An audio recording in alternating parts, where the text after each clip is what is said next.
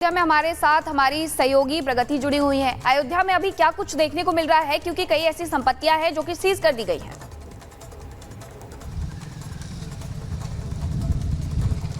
बिल्कुल मीनाक्षी, अगर हम अयोध्या की बात करें तो कल एक बड़ी कार्रवाई देखने को मिली थी भदरसा गांव में ही, जहां मोहित खान के एवन बेकरी है वहां पर एक्शन लेते हुए जो कारखाना बना हुआ था उसको ध्वस्त कर दिया गया। ध्वस्तीकरण की कार्रवाई हुई। फिलहाल बेकरी को सीज कर दिया गया है। वहां पर कुछ नॉर्म्स हैं जिनका पालन किया जा रहा है। अभी मैं भदरसा गाँव में ही हूँ और पीड़ित परिवार के घर के बाहर हूँ, जहाँ पर 12 बजे का वक्त बताया जा रहा है। बीजेपी डेलीगेट्स पहुंचेंगे और बताया जा रहा है राज्य मंत्री नरेंद्र कश्यप और सांसद बाबूराम निषाद पहुंचने वाले हैं। उनके साथ बीजेपी के कई नेता भी होंगे और वो पूरे मामले की, क्योंकि वो बातचीत करेंगे पीड़ित परिवार से और उसके बाद कार्रवाई वाले स्पॉट पर भी पहुंचेंगे, अस्पताल भी जा सकते हैं और फिर एक पूरे मामले की रिपोर्ट तैयार होगी जो कि आला कमान को सौंपी जाएगी। हमारे साथ बीजेपी नेता भी हैं, लगातार यहाँ पर पहुंच रहे हैं और पीड़ित परिवार से बातचीत कर रहे हैं।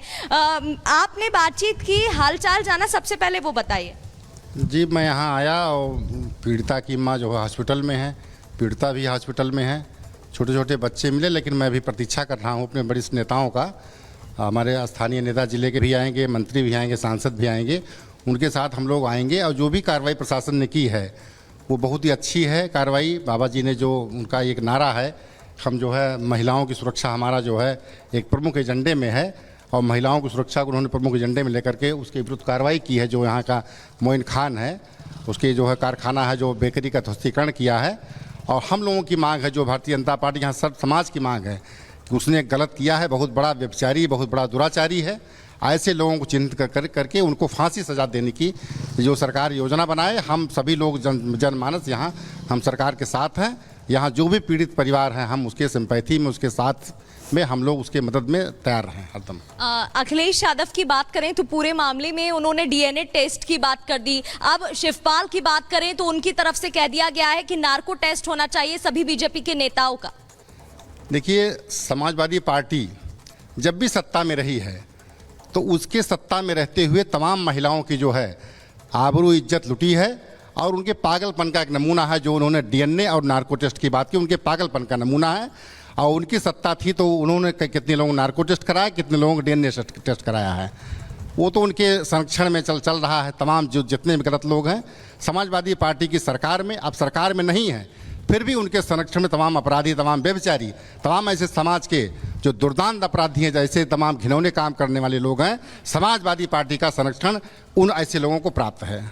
बिल्कुल, तो आप सुन रहे थे जहां उन्होंने बीजेपी नेता जो कि पहुंचे थे पीड़ित परिवार से बातचीत करने के लिए, उनका कहना है कि लगातार इस तरीके के जो अपराध हैं वो सामने आते हैं, इनमें सपा नेताओं का नाम भी होता है। Back to studio. बिल्कुल, समाजवादी पार्टी क्योंकि अपने इस घिनौने कृत्य को बचाने में लगी हुई है। उन्हें बिल्कुल अंदाजा नहीं है कि 12 साल की बच्ची का भविष्य किस तरीके से बर्बाद किया गया है। अब इस पूरे मामले पर आचार्य परमहंस दास ने क्या कहा है, आपको सुनवाते हैं। यह रामनगरी को कलंकित करने की घटना हुई है।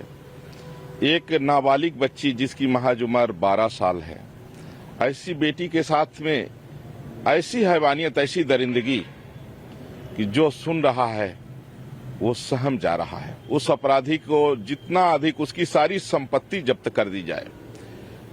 ऐसी सजा होनी चाहिए कि दोबारा लोगों को जो है डर पैदा हो जाना चाहिए। यह सारी हैवानियत भी जो है इससे मुझे लगता है कि हैवानियत भी शर्मसार होगी। और अब बात करेंगे शेल्टर होम में मौत मामले की। दिल्ली में शेल्टर होम में मासूमों की मौत मामले पर भी हर बार की तरह सियासत हो रही है, लेकिन इस सब के बीच कोई भी जिम्मेदारी लेने के लिए तैयार नहीं है। सियासत लगातार जारी है। उधर दिल्ली सरकार में मंत्री सौरभ भारद्वाज ने दरअसल खुद ये कहते हुए कि इस पूरे मामले की जांच को तेज कराया जाएगा, उल्टा एलजी पर ही सवाल खड़े कर रहे हैं। तो उधर एलजी ऑफिस से भी बयान जारी कर तस्वीर को साफ कर दिया गया। क्या कुछ कहा गया एलजी ऑफिस से, आइए आपको इस रिपोर्ट में दिखाते हैं।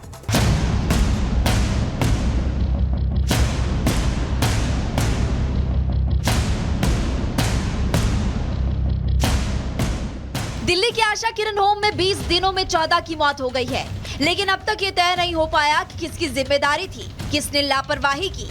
इस मामले पर राजनीति भी जमकर हो रही है। आरोप प्रत्यारोप का दौर भी जारी है। लेकिन अभी तक कोई भी मंत्री, चाहे आतिशी हो, चाहे सौरभ भारद्वाज या फिर अरविंद केजरीवाल के जेल में जाने के बाद एक्टिव सुनीता केजरीवाल मौके पर नहीं गए, जिसके बाद से ऐसा लगने लगा है कि दिल्ली में जो भी हो रहा है वो एलजी ऑफिस से ही हो रहा है, क्योंकि जिस सरकार की जिम्मेदारी है वो जहां नाकाम होती है उसका सारा ठीकरा एलजी ऑफिस पर ही फोड़ा जाता है। एक बार फिर से दिल्ली में 14 मौतों पर एक्शन की जगह अधिकारी की नियुक्ति पर सवाल उठाया जा रहा है।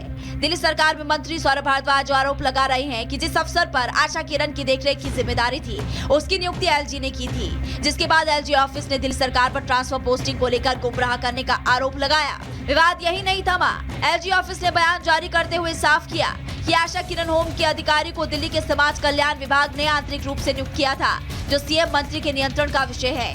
अधिकारी को एलजी ने नियुक्त नहीं किया था। एलजी की मंजूरी के बाद अधिकारी को दानिश अधिकारी के रूप में समाज कल्याण विभाग में तैनात किया गया था। इसके बाद मंत्री ने उन्हें आशा किरण होम के प्रशासक के तौर पर तैनात किया। एलजी की ओर से जारी इस बयान पर दिल्ली सरकार में मंत्री सौरभ भारद्वाज ने सोशल मीडिया पर पोस्ट करते हुए पलटवार किया है।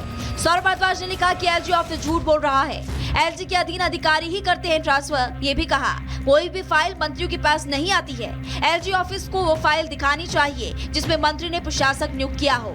अब सवाल है कि जिस सरकार को पूरे मामले की जांच कराकर जिम्मेदारी तय करनी चाहिए, वो क्यों एलजी ऑफिस पर आरोप बढ़कर अपना पल्ला झाड़ रही है, और क्यों 14 मौतों पर एक्शन लेने की जगह पहले अधिकारी की नियुक्ति पर सवाल उठाया जा रहा है। Bureau report, Republic Bharat. और बढ़ते आगे देखते हैं 2 मिनट में देश दुनिया की बड़ी खबरें।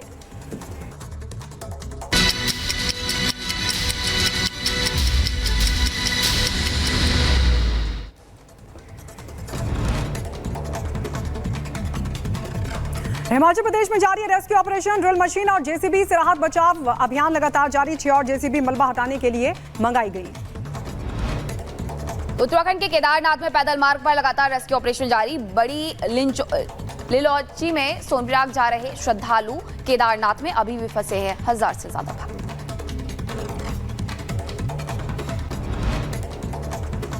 उधर महाराष्ट्र के सतारा में युवती को सेल्फी लेना पड़ा भारी। पहाड़ से 100 फीट नीचे गिरी युवती, पुलिस के ट्रैकर्स की मदद से बचाई गई महिला की जान।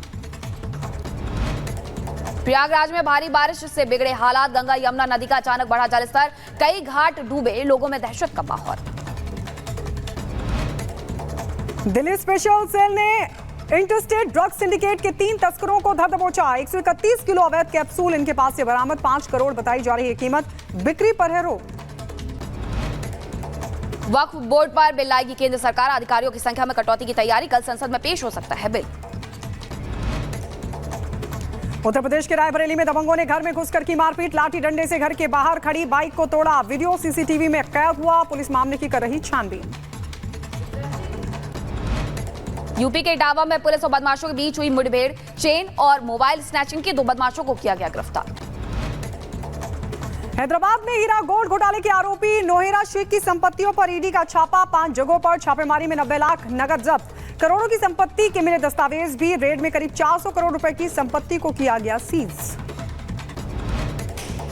लव जिहाद को लेकर बीजेपी नेता नीतीश राणे का बयान, धर्मांतरण विरोधी बने कानून, महाराष्ट्र में बढ़ते जा रहे हैं लव जिहाद के केस। उधर ब्रिटेन में कई जगहों पर हिंसक प्रदर्शन, 3 बच्चों की हत्या के बाद हुआ हंगामा, पुलिस और प्रदर्शनकारी आए आमने सामने, हिंसा में कई ब्रिटिश पुलिस अधिकारी हुए जख्मी। नाराज लोगों ने दुकानों में की तोड़फोड़ और आगजनी, हमलावर ने कई लोगों पर चाकुओं से किया हमला, 11 लोग हुए घायल। साउथ पोर्ट में डांस वर्कशॉप में हुई थी बच्चियों की हत्या।